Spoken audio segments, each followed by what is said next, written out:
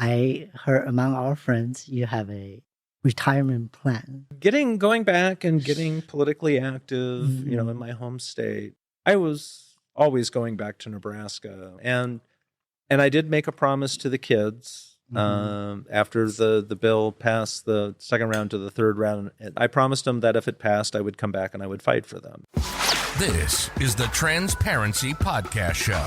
This is Jessie. I wanted to get a chance to let everyone know what's been going on since my move to Nebraska.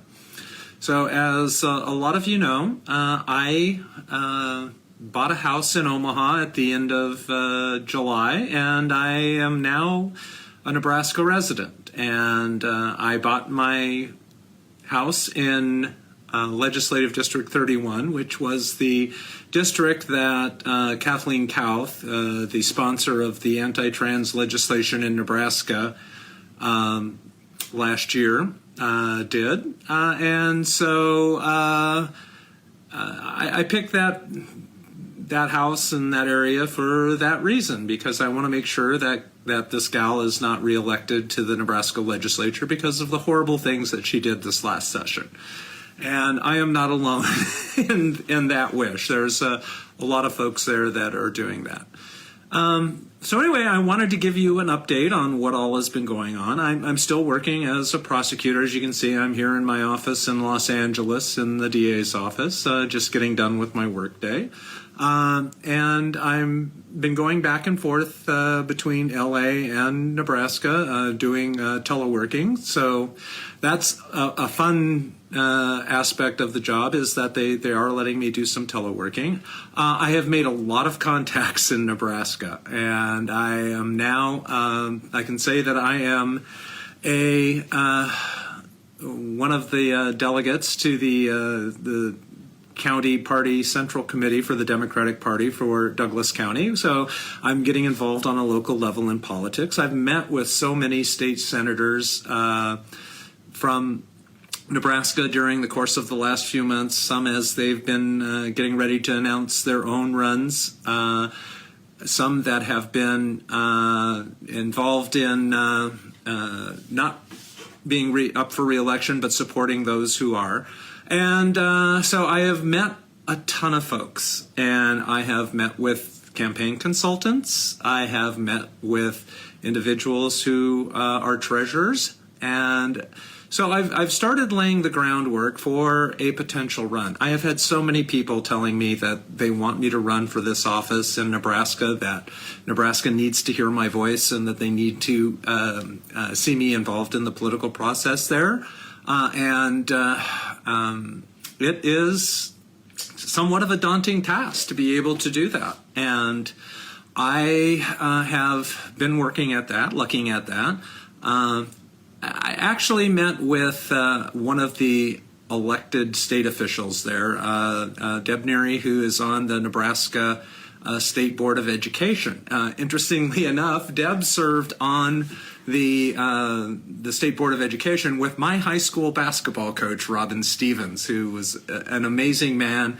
He got taken out in the election last year by the groups, Moms for Liberty type folks, those folks who did so horribly yesterday in the elections, thank goodness. But I met with her, and one of the pieces of advice that she gave me was to not announce that I'm running too early. That there is time, that I don't have to announce that I'm running right now. And frankly, I can't announce that I'm running right now because I am snowed down in work, and I'm not ready to retire just yet. I do have more work that I need to do. So I'm going to continue to explore the process. And like I said, I have campaign officials who are lined up, who are ready to work on my campaign and ready to join in helping to get me elected to the legislature there.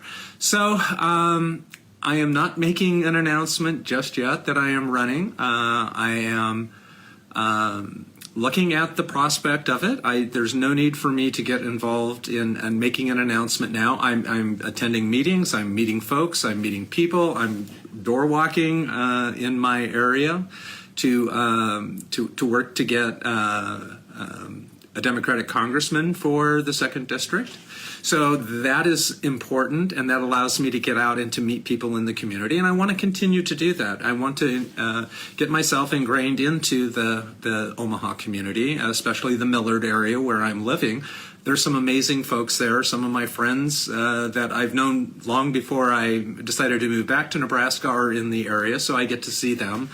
And so I'm not making the announcement right now that I'm running.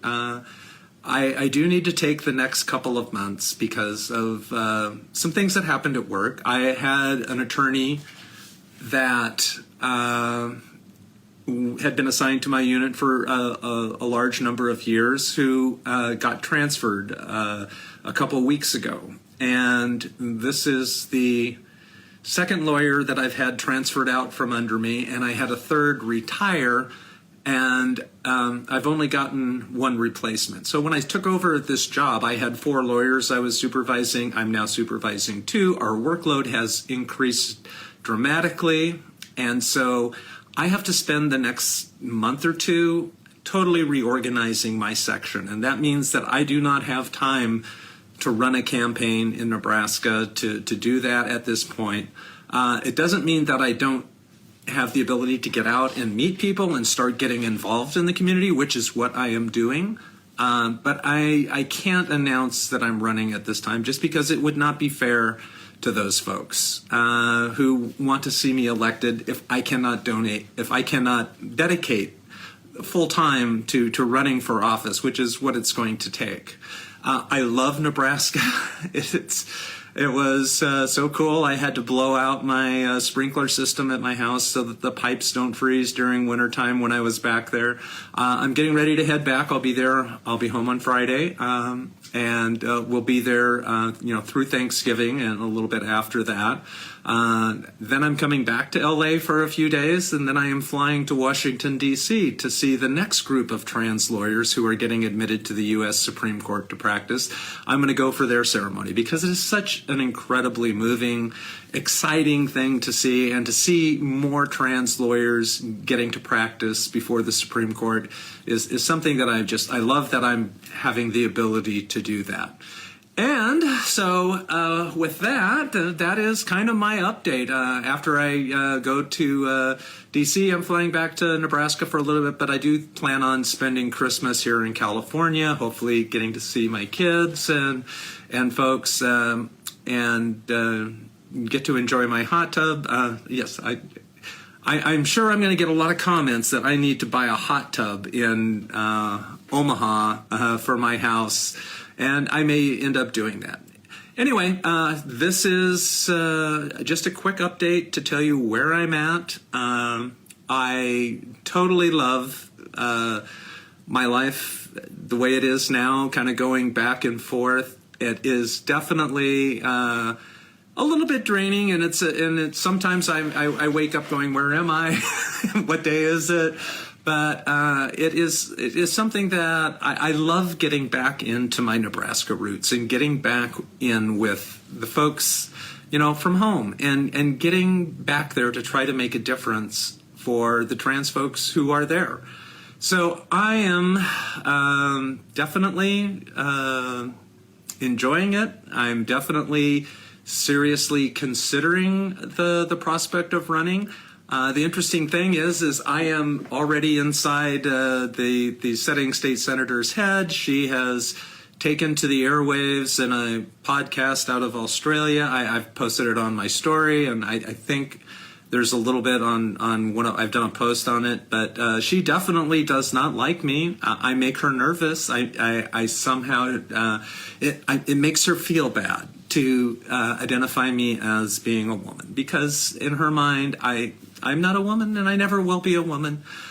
So therefore, she needs to legislate against my being able to function in society, which is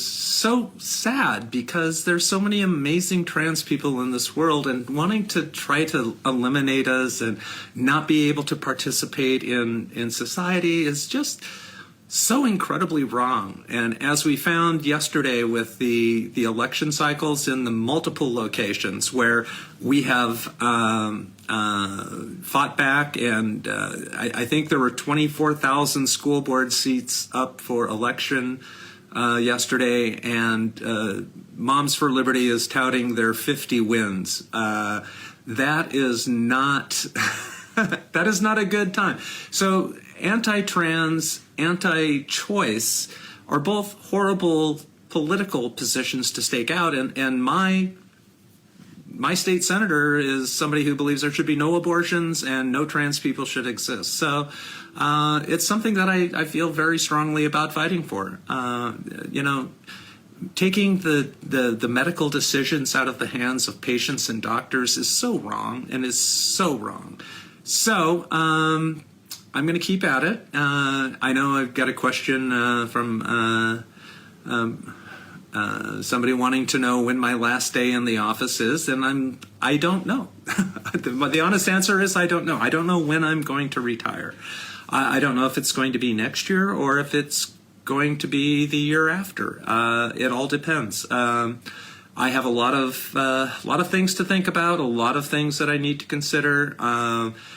Being able to run an effective campaign, being able to do it fully, and be able to be fully invested in it is something that if I'm going to do it, that is what I'm going to do.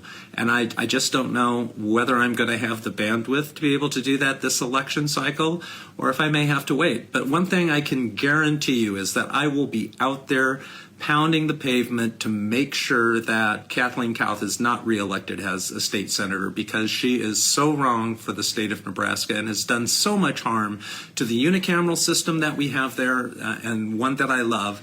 So I am definitely, that is nothing that is off the track. I am going to be working tirelessly to do that. And to that end, I do have to testify, I believe on the 28th in Lincoln. There's a public hearing on the gender-affirming care for minors rules that have been established. Those rules are draconian. They are way too detailed and too restrictive. Basically, a kid has to undergo almost a year of therapy before they're even eligible to take any type of medication. And the therapy has to be non-affirming. And that goes against all of the dictates of medical professionals, and especially counselors and such. They're asking them to violate their professional rules of responsibility and conduct, their professional rules of how to treat patients. And it's a horrible, horrible restriction, a horrible law, and I want to take my part to at least go and testify and explain why it is and why it should not be in place. I have a feeling that we're going to end up with having to go to court on these issues, and I may be able to help fight on that. So, and somebody's asking, how do they come up with these rules? Well, they go to all of the gender-critical folks and find the most draconian things that they can figure out that will make it look like they're giving an option to somebody to pursue gender-affirming care, when in fact it's you've heard of the carrot and the stick, right? Well, they have a carrot, but you never, they have a stick, but you never get the carrot. They keep putting requirements in front of you to do certain things, promising that you'll be able to get blockers or hormones, but yet you never can, because they change the goalposts all the way through. Their goal is to deny kids the ability to get gender-affirming care, force them through their natal puberty, because they have a belief that trans kids are not trans, and if they go through puberty, they'll discover they're not trans, and everything will be happy, and they will be joyful, and they will evolve into loving their bodies that they have. And that's BS. I know, because I went through it. I hated my puberty. I didn't want to be pure. I wanted to go through a different puberty, and it took me a long time to do it. And so hopefully that we'll be able to turn some of this back there's a real possibility that the Supreme Court will take up the issue of standard of review to determine whether or not these are violations of due process and whether or not these violate the 14th Amendment, these types of restrictions. I have been asked to be amicus on 4 other amicus briefs that are going up to different courts. I believe it's the 11th, the 8th, the 4th, and the U.S. Supreme Court. So I'm doing what I can. I'm trying to get my story out there, my support for these type of treatments, and we'll see if we can make some headway on that. Anyway, I'll let you all get back to your lives. I've got some other things that I've got to do. And thank you all for listening in. And if you have any questions about what I'm doing, where I'm at, what's going to be in the future, feel free to DM me. My DMs are always open. I get back to most people. Sometimes if you're not one of my followers or not somebody I'm following, your message ends up in my spam folder, and sometimes I don't go through that for weeks at a time, but I do actually go through and respond to ones that I think are appropriate. I get a lot of weird stuff in my DMs, as anybody who's trans will tell you they do. So I don't respond to all of them. Some of them sit there for a long time. But I'm going to do what I can do, because I think that we definitely cannot let the tide turn the way that it is. We have to swim against it, we have to push against it, and we have to beat it back. So thank you, everybody, for your support. I do love that I have people who love and support me. So thank you, and I hope everyone has a great evening, and I will keep you up to date probably in a month or two to let you know where we're at as far as the campaign is concerned, and to see if I'm getting inside of Ms. Kauff's head a little bit more, because for some reason she just does not like me, and I don't understand it, because most people do. I mean, I'm a very likable person. Okay. Anyway, thank you, everybody, and have a great night.